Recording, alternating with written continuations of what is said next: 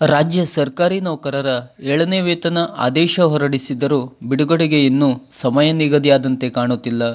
ರಾಜ್ಯ ನೌಕರರಿಗೆ ವೇತನ ಹೆಚ್ಚಳ, ತುಟ್ಟಿ ಭತ್ಯೆ, ಪಿಂಚಣಿ ಹಾಗೂ ಇದರ ಜೊತೆ ನೌಕರರಿಗೆ ಹೆಚ್ಚುವರಿ ರಜೆ ಮತ್ತು ಪ್ರವಾಸಕ್ಕೆ ತೆರಳಲು ಆಯೋಗವು ಶಿಫಾರಸು ಮಾಡಿದೆ. ಇದನ್ನು ಅಂಗೀಕರಿಸಿದ್ದರೆ ನೌಕರರಿಗೆ ಈಗಿರುವ ರಜೆಗಿಂತ ಹೆಚ್ಚುವರಿ 100 ದಿನ ರಜೆ ಸೌಲಭ್ಯ ದೊರೆಯುತ್ತದೆ. ಹಾಗಾದರೆ ಸುಧಾಕರ್ ವರದಿಯಲ್ಲಿ ನೌಕರರ ರಜೆ ಕುರಿತು ಏನಿದೆ ಮಾಹಿತಿ? ಎಷ್ಟು ಹೆಚ್ಚುವರಿ ರಜೆ ಶಿಫಾರಸು ಮಾಡಲಾಗಿದೆ? ಈ ಬಗ್ಗೆ ಇಲ್ಲಿದೆ ಮಾಹಿತಿ, ತಿಳಿದುಕೊಳ್ಳಿ. ರಾಜ್ಯ ಸರ್ಕಾರಿ ನೌಕರರಿಗೆ ಪ್ರತಿ ವರ್ಷ 30 ದಿನಗಳ ಗಳಿಕೆ ರಜೆಯನ್ನು ಮಂಜೂರು ಮಾಡಲಾಗುತ್ತದೆ. ಅವರು ಪ್ರತಿ ವರ್ಷವೂ 15 ದಿನಗಳ ಗಳಿಕೆ ರಜೆ ನಗದೀಕರಣವನ್ನು ಪಡೆಯಬಹುದು ಮತ್ತು ನಿವೃತ್ತಿಯವರೆಗೆ 300 ದಿನಗಳ ಗಳಿಕೆ ರಜೆಯನ್ನು ಸಂಗ್ರಹಿಸಿಕೊಳ್ಳಬಹುದು.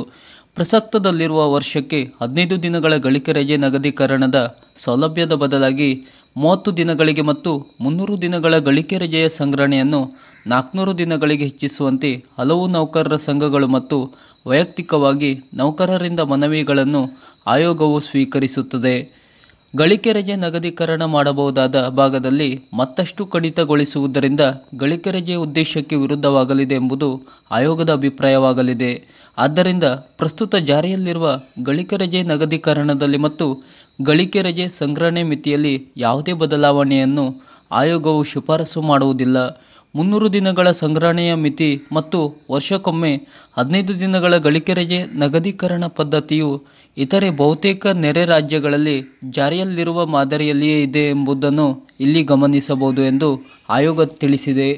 ಬಿಡುವಿನ ರಜೆ ಇರುವ ಇಲಾಖೆಗಳಲ್ಲಿ ಕಾರ್ಯನಿರ್ವಹಿಸುತ್ತಿರುವ ರಾಜ್ಯ ಸರ್ಕಾರದ ಶಿಕ್ಷಕರು ಮತ್ತು ಉಪನ್ಯಾಸಕರು ತಮ್ಮನ್ನು ಬಿಡುವಿನ ರಜೆ ಇಲ್ಲದ ಇಲಾಖೆಗಳಲ್ಲಿ ಕಾರ್ಯನಿರ್ವಹಿಸುತ್ತಿರುವ ಸಿಬ್ಬಂದಿಗೆ ಸಮವಾಗಿ ಪರಿಗಣಿಸುವಂತೆ ಮತ್ತು ತಾವು ಬಿಡುವಿನ ರಜೆಯಲ್ಲಿಯೂ ಸಮೀಕ್ಷಣೆ ಮತ್ತು ಪರೀಕ್ಷಾ ಪತ್ರಿಕೆಗಳ ಮೌಲ್ಯಮಾಪನ ಒಳಗೊಂಡಂತೆ ವಿವಿಧ ಕರ್ತವ್ಯಗಳನ್ನು ನಿರ್ವಹಿಸುತ್ತಿದ್ದು ಬಿಡುವಿನ ರಜೆಯ ಸೌಲಭ್ಯಗಳಿಂದ ವಂಚಿತರಾಗಿರುವುದರಿಂದ ಬಿಡುವಿನ ರಜೆ ಇಲ್ಲದ ಸಿಬ್ಬಂದಿಗೆ ಲಭ್ಯವಿರುವ ಎಲ್ಲ ರಜೆ ಸೌಲಭ್ಯಗಳನ್ನು ನೀಡುವಂತೆ ಕೋರಿರುತ್ತಾರೆ. ಆಯೋಗವು ಈ ಬೇಡಿಕೆಯನ್ನು ಪರಿಶೀಲಿಸಿದ್ದು ಬಿಡುವಿನ ರಜೆ ಪ್ರವರ್ಗದ ನೌಕರರಿಗೆ ಬಿಡುವಿನ ರಜೆ ಅವಧಿಯಲ್ಲಿ ಮಾಡುವ ಹೆಚ್ಚಿನ ಕೆಲಸಗಳಿಗೆ ಸೂಕ್ತ ಪರಿಹಾರ ದೊರೆಯುತ್ತಿರುವುದರಿಂದ ಅವರ ಈ ಬೇಡಿಕೆಯನ್ನು ಒಪ್ಪಲು ಸಾಧ್ಯವಿಲ್ಲ ಎಂದು ಅಭಿಪ್ರಾಯಪಡುತ್ತದೆ. ಇನ್ನು ರಜೆ ಪ್ರಯಾಣದ ರಿಯಾಯಿತಿ.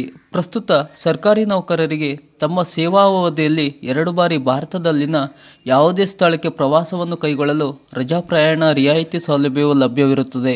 ಇದರ ಮೊದಲ ಬ್ಲಾಕ್ 1ನೇ ವರ್ಷದಿಂದ 15 ವರ್ಷಗಳ ಸೇವಾವಧಿಯವರೆಗೆ ಮತ್ತು 2ನೇ ಬ್ಲಾಕ್ 16ನೇ ವರ್ಷದಿಂದ ಸೇವೆಯಿಂದ ವಯೋನಿವೃತ್ತಿ ಅಥವಾ ಸೇವೆ ಕೊನೆಗೊಳ್ಳುವ ದಿನಾಂಕದವರೆಗೆ ಇರುತ್ತದೆ.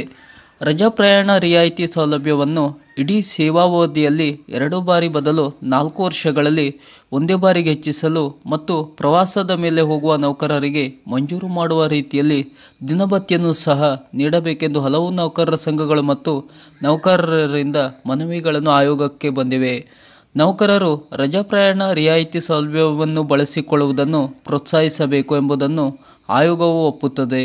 ಆದ್ದರಿಂದ ರಜಾ ಪ್ರಯಾಣ ರಿಯಾಯಿತಿ ಸೌಲಭ್ಯವನ್ನು ಸೇವೆಯಲ್ಲಿ 2 ಬಾರಿಯಿಂದ 3ನೇ ಬಾರಿಗೆ ಹೆಚ್ಚಿಸಲು ಮೊದಲನೇ ಬ್ಲಾಕ್ ಅವಧಿಯು 1ನೇ ವರ್ಷದಿಂದ 10ನೇ ವರ್ಷದ ಸೇವಾವಧಿಯವರೆಗೆ, 2ನೇ ಬ್ಲಾಕ್ ಅವಧಿಯು 11ನೇ ವರ್ಷದ ಸೇವೆಯಿಂದ 20ನೇ ವರ್ಷದ ಸೇವಾವಧಿಯವರೆಗೆ ಮತ್ತು 3ನೇ ಬ್ಲಾಕ್ ಅವಧಿಯು 21ನೇ ವರ್ಷದ ಸೇವೆಯಿಂದ ಅವರ ನಿವೃತ್ತಿ ಅಥವಾ ಸೇವೆ ಕೊನೆಗೊಳ್ಳುವ ದಿನಾಂಕದವರೆಗೆ ಹೆಚ್ಚಿಸಲು ಆಯೋಗವು ಶಿಫಾರಸು ಮಾಡಿದೆ.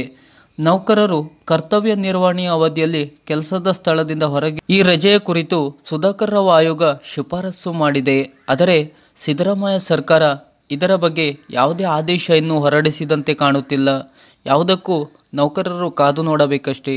ಸರ್ಕಾರದ ಈ ಥರದ ಇನ್ನಷ್ಟು ಮಾಹಿತಿಗಳಿಗಾಗಿ ನಮ್ಮ ಚಾನಲನ್ನು ಸಬ್ಸ್ಕ್ರೈಬ್ ಮಾಡಿ. ನಮಸ್ಕಾರ.